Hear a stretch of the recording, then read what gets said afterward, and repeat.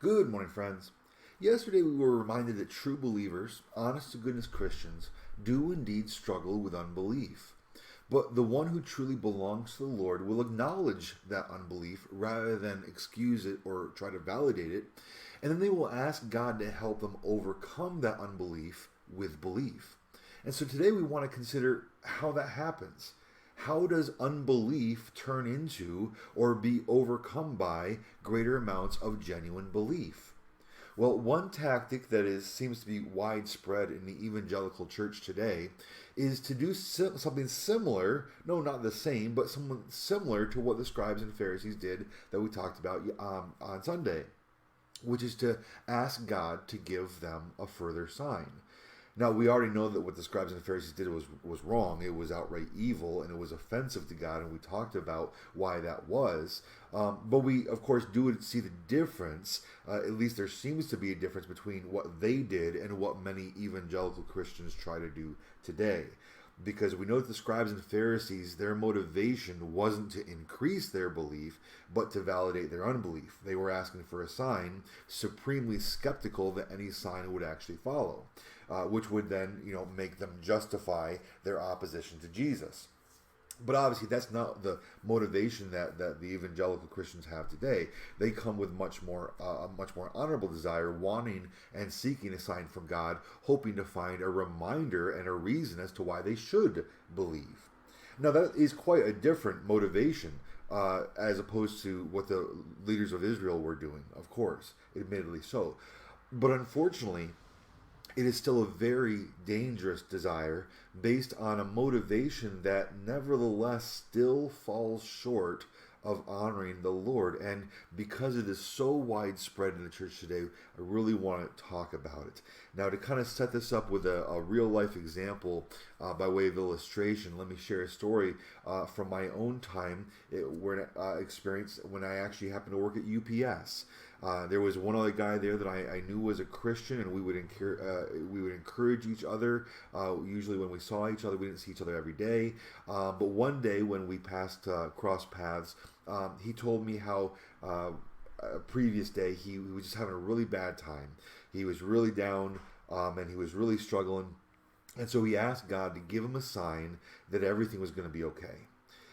Now, if you're familiar with packaging or shipping stuff and everything, oftentimes boxes, especially if they're heavier, have those narrow white plastic bands or straps around them to help keep the package secure. Well, those would sometimes break and fall off the package, and so it wasn't uncommon to see those white straps, on the floor where they fell off of a package. Well, this fellow said that after he had cried out to God for a sign, he looked down and he saw one of those straps laying on the floor, and it had landed roughly in the shape of the Jesus fish icon. And he said that was a sign to him. It was so encouraging, and it really lifted his spirits for the rest of the day, and he wanted me to be encouraged too, which I appreciated, which is why he told me the story. Now, I'm not trying to be unkind to him or to say that he was dumb to be encouraged, because he was encouraged, and it might have very well have been the specific mercy and grace of God's providence that he did see that strap on the floor in the moment. But here's the thing, taking into account all that we learned on Sunday and yesterday, and just from the scriptures in general, here's the question: should we need a new sign in order to know that everything is going to be okay as a child of God? Hasn't God given us plenty of reason already in His Word that we can hold on to in order to know that all will be well? And the fundamental issue involved here is between what we know and what we experience. And oftentimes when Christians fall into the habit of looking for that next sign in order to get them through the day, in order to remind them that God does indeed love them, then we set aside what we already know to be true in favor of that next sensational experience, which at the kind of even deeper level means that the issue really is between what we know and what we feel. Now, as I've shared before and always want to clarify, feelings are not inherently bad. The point isn't that we ought to be as non-feeling as possible. We're not. The point isn't that we're supposed to be robots. Not at all. But we need to get the priority right. We need to establish the foundation correctly. Because when we do that, we will have amazing experiences. And we can look forward to those amazing experiences that absolutely do bring us to points of incredible emotion. But those experiences and those feelings must be grounded on the foundation of what we know to be true. Because as we said yesterday, and as we apply more broadly now, God has already given us everything we need in order to know that He loves us, in order to know that He is faithful to us, in order to know that everything will turn out all right, and for that to bring us to a better state of mind to face the day. And when our belief starts to falter or grow weaker, our right response is not to say, Lord, I need another injection of emotion to carry me through, so please give me some another awesome experience as a sign. No, the right response is to go back and remember what God has already done for us, what He's already given us, the signs and evidence He has already performed in our lives and throughout the history of His people, to then reestablish our faith in light of that knowledge, to reestablish our faith on the foundation not of feelings, but on what we know.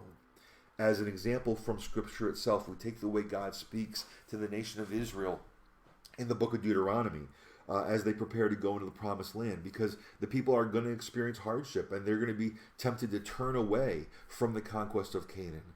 And because they must remain faithful to Him and to God's commands. For this reason, over and over and over again, God says things like, you shall remember that you were a slave in the land of Egypt, and the Lord your God brought you out from there with a mighty hand and an outstretched arm. Or you shall not be afraid of the enemy, but you shall remember what the Lord your God did to Pharaoh and to all Egypt, the great signs, the wonders, the mighty hand, and the outstretched arm by which the Lord your God brought you out.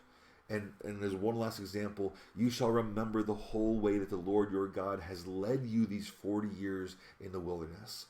You see, God does do mighty things in the lives of His people.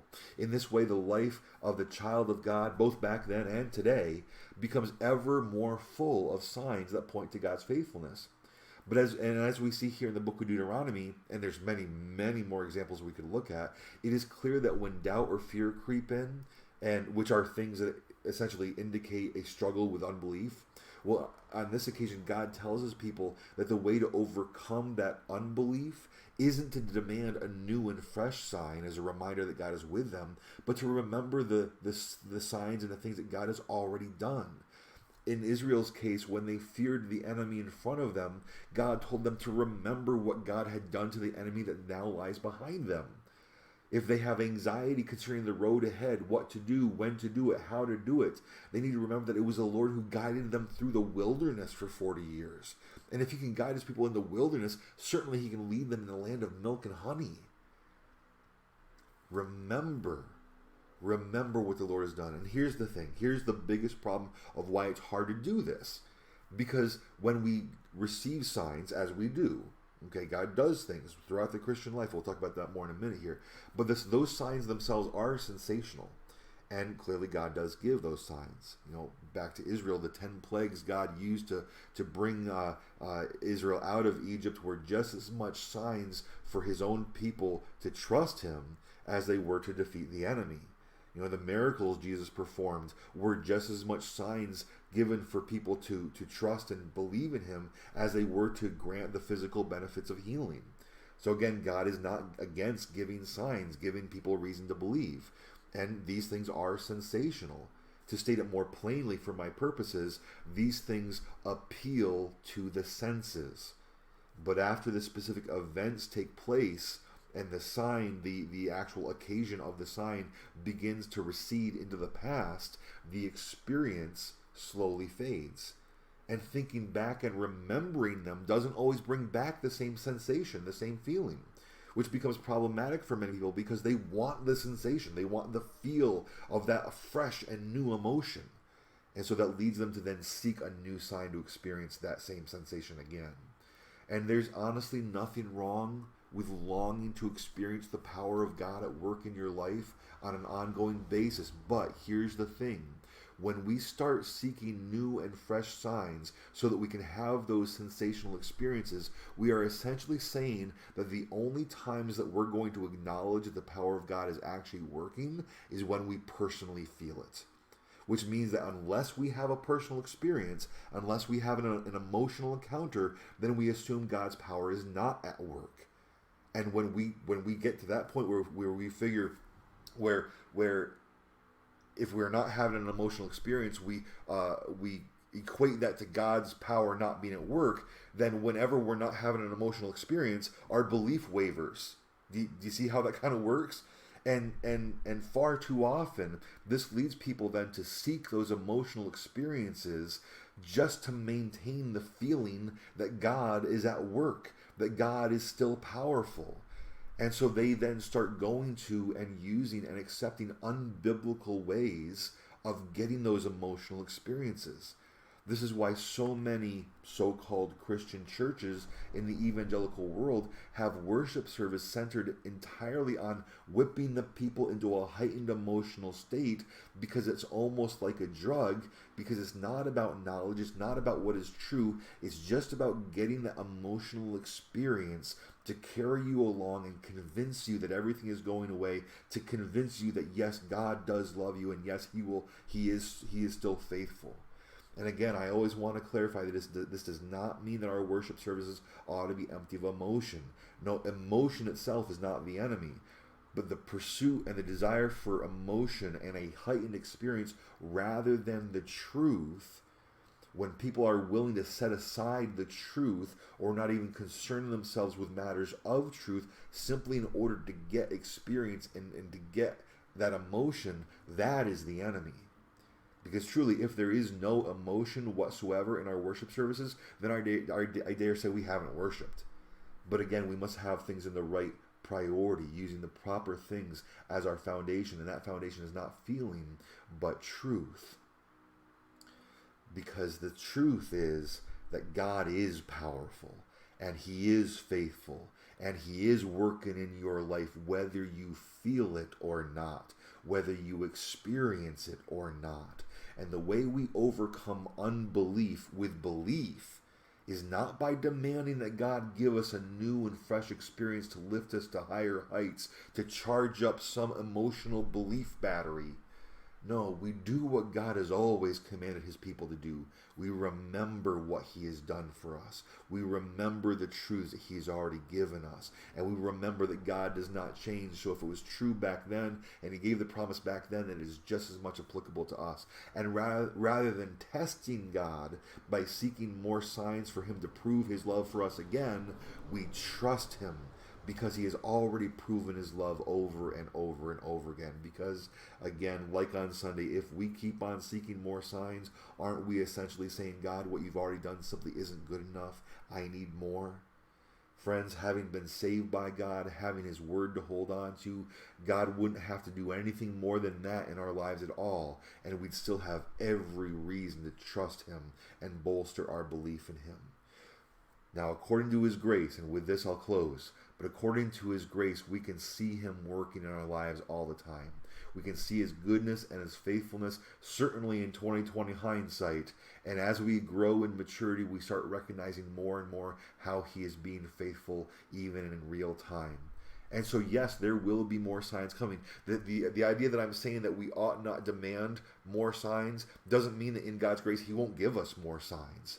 Because He is good and He is gracious, and yes, He knows how weak we are, but those signs are signs given by Him in His timing for His purposes according to His mercy and grace, and we should not make demands for them. We should certainly be thankful for them when they come and enjoy them fully and then remember them as well. But in the meantime, He has already done for us enough to give us reason at every moment for joy and confidence. Looking back and remembering what He's already done, that is enough as we rely upon Him to overcome our unbelief with belief. So do not test the Lord, but rather trust Him, for you have every good reason to do so. With that, my friends, have a good and godly day, and if the Lord wills, I will look forward to seeing you so very soon.